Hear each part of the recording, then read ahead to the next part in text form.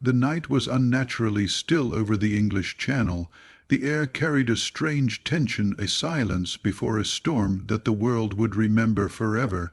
It was June 5th, 1944, and across southern England hundreds of thousands of men were waiting.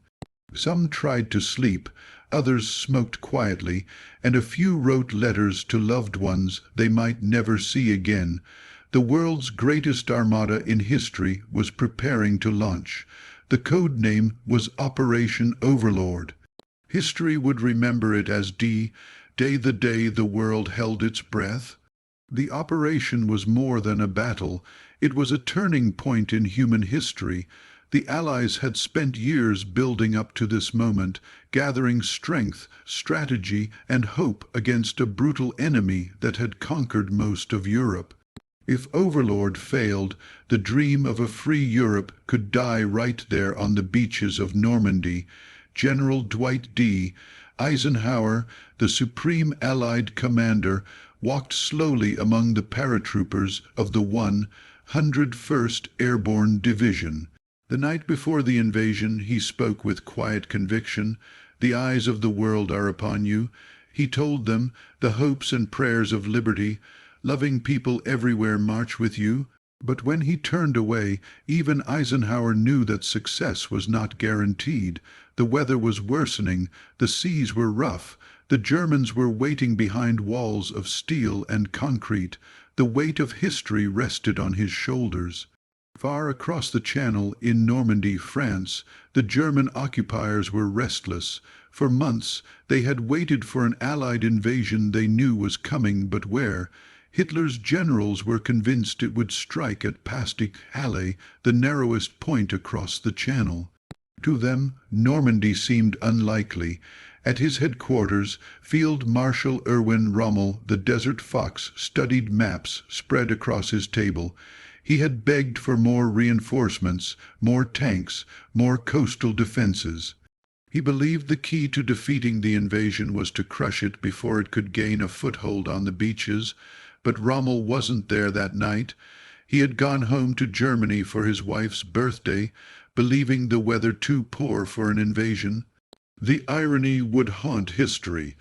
As midnight approached, the first phase of Operation Overlord began. In the dark skies over France, the engines of over 13,000 aircraft thundered.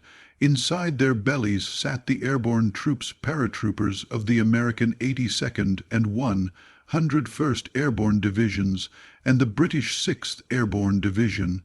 Their mission was to drop behind enemy lines, seize key bridges and roads, and block German reinforcements from reaching the beaches. The planes flew through anti-aircraft fire, tracer rounds streaking through the sky like fiery rain. The paratroopers jumped into chaos. Some landed miles off course, scattered across the countryside. Others drowned in flooded fields that German engineers had deliberately created.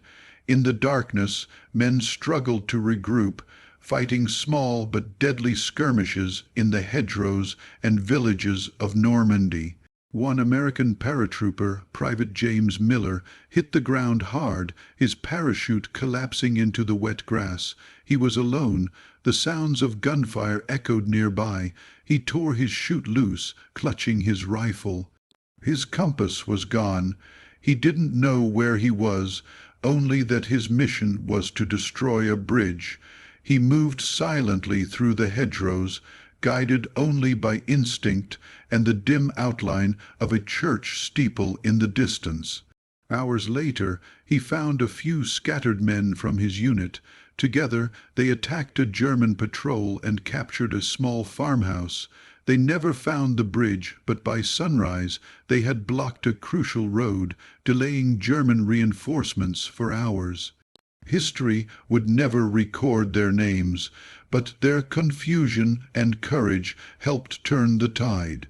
At 4:15 a.m. the bombardment began. The horizon erupted in light as Allied battleships and cruisers opened fire. The thunder of naval guns shook the sea. For miles, the French coastline glowed with explosions as shells rained down on German bunkers, fortifications, and artillery positions. The bombardment was deafening but imperfect. Many German positions survived, their concrete walls barely chipped. At sea, the invasion fleet stretched as far as the eye could see over 5 ships, carrying 156 men. From small landing craft to massive troop transports, the armada represented the combined might of 12 nations. The soldiers aboard had trained for this moment for months, some for years, but nothing could prepare them for what awaited. At 6:30 a.m., the first landing craft hit the beaches.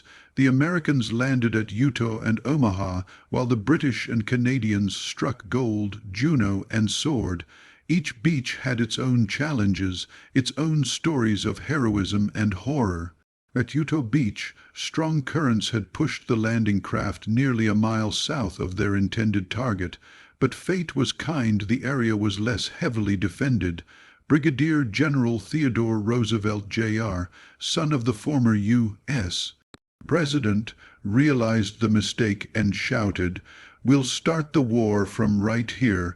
His calm leadership helped Utah become the most successful of the 5 beaches, with minimal casualties. Omaha was a killing ground. As the ramps of the landing craft dropped, machine gun fire ripped through the men. German defenses were perfectly positioned high cliffs, overlapping fields of fire and mined beaches. The first waves of U.S. troops were cut down before they could even raise their rifles. Tanks meant to support them sank in the rough seas. Engineers were blown apart trying to clear obstacles. The water turned red with blood. Corporal David Lawson, a 19-year-old from Ohio, hit the sand and threw himself behind a steel obstacle. Around him the world was chaos. Men screamed for medics, bullets tore through the surf, and explosions sent sand raining down. He wanted to crawl back to the water, to safety, but there was none. Somehow the surviving soldiers began to move forward, inch by inch. Using smoke, grenades, and sheer willpower, they scaled the bluffs, throwing themselves against machine gun nests. By mid-afternoon, after hours of unimaginable carnage, they had secured a toehold. Omaha was theirs, but at the cost of nearly 2,000 American lives. Further east, the British and Canadians faced their own hell. At Gold Beach, British forces battled through fortified villages, overcoming heavy artillery. At Juneau, Canadian troops landed under intense fire, losing nearly half their first wave, but by evening they had pushed farther inland than any other force that day. On Sword Beach, British commandos linked up with the 6th Airborne Division, who had captured the vital Pegasus Bridge hours earlier. That daring airborne assault, led by Major John Howard, had prevented German counterattacks and remains one of the most heroic moments of the day. By nightfall on June 6, 1944, the Allies held a fragile foothold in Normandy. The cost had been staggering, nearly 10,000 casualties, including 400 dead, but they had done it. The Atlantic Wall, Hitler's so-called impenetrable fortress, had been breached. The world exhaled. News of the invasion reached Berlin that morning. Hitler, asleep at his headquarters in Bavaria, wasn't awakened for hours. His staff feared his fury. When he finally learned that the invasion was real, he insisted it was a diversion. He refused to release armored divisions from Calais, convinced the main attack would come there. That mistake would doom Germany's chances to throw the Allies back into the sea. Rommel raced back to France, driving through the night to take command. By the time he arrived, the Allies had established beachheads. It was too late. In the days that followed, the battle for Normandy raged on. Hedgerow fighting, tank battles, and brutal close combat turned the French countryside into a nightmare. Towns like Carentan, Keene, and Saint Lo became synonymous with destruction.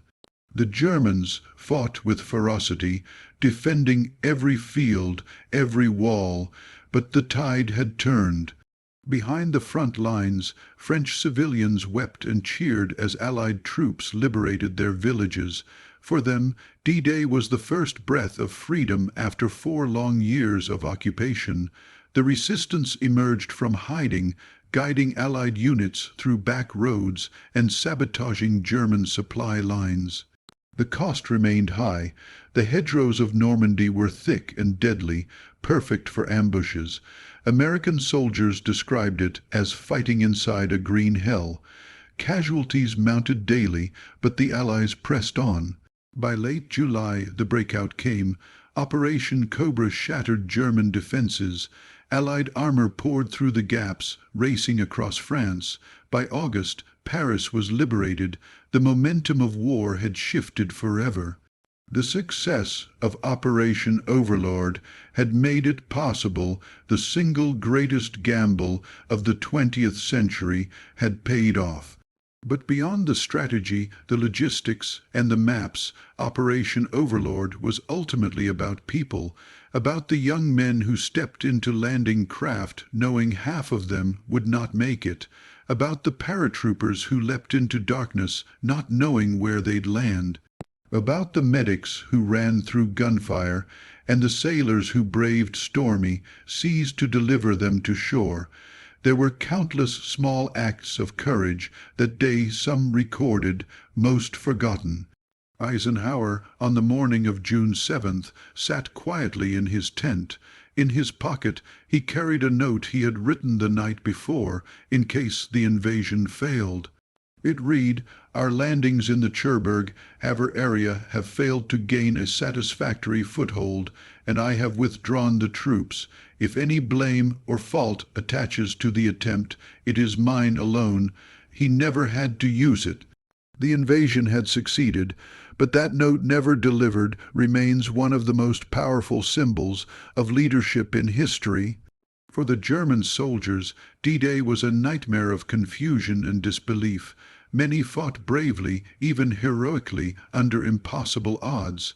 They were not all fanatics. Many were boys drafted into service, terrified and trapped in a war they no longer believed in. One German officer later wrote, "We had no idea what was coming. When the horizon turned black with ships, it was as if the sea itself had risen against us." Today, the beaches of Normandy are quiet. The waves lap gently against the shore. Tourists walk where once men died by the thousands. White crosses stand in perfect rows on the bluffs overlooking Omaha Beach, their silence more powerful than any speech. The world they fought for, the freedom they believed in, endures because of what they did on that day.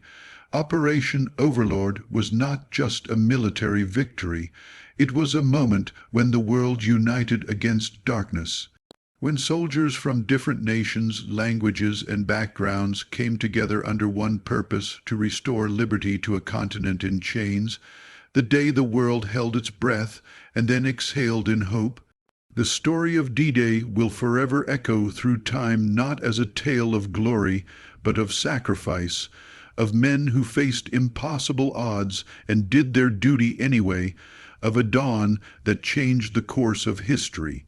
June 6, 1944, the day the world held its breath.